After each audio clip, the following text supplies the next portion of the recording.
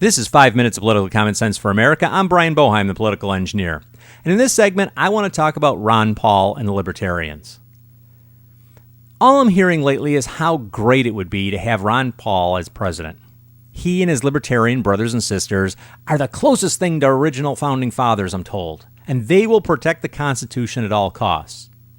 Ron and his son Rand are being looked at as the last hopes for real Americans who salute the flag, say the pledge, and know the words of the national anthem. You know what I say to all that? Prove it. Show me. Now, I want to be fair and honest about this. There are a lot of things I like and some things I dislike about the libertarian philosophy. I like the thought of following the Constitution. I like the sense of pride in America. But I don't like an isolationist mentality, nor do I think people will always make the best decisions given the chance. Mostly, I don't like the hypocritical behavior of people who only speak up when it provides a favorable outcome for them. The Constitution should be defended at all times. Our Constitution, including a Bill of Rights, is what makes us different. It's what gives us the solid base for our everyday operation, our everyday way of living, our freedoms, our balance, our reality on how we do business. We are successful economically because of many of the things that are in the Constitution and in the Bill of Rights. We have freedoms that allow us to do things that you can't do in other countries that make us successful. So what am I complaining about? What am I saying that Ron Paul did or didn't do? Well, what I'm referring to is a tax bill that was passed a number of weeks ago that extended many of the Bush tax cuts.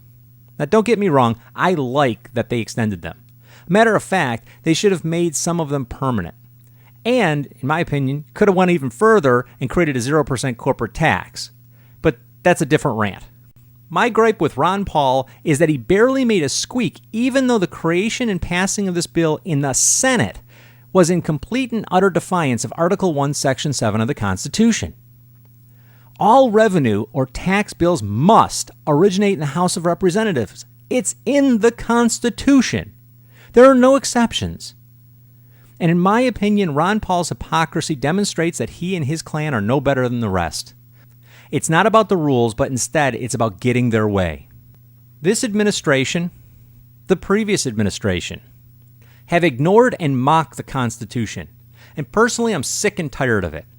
The Constitution is not a perfect document that was written by perfect people. The Founding Fathers were far from it.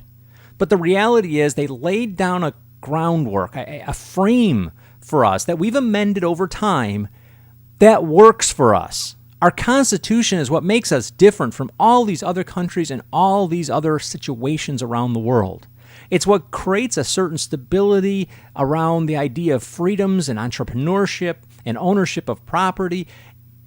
It in so many ways, it is who and what we are in writing.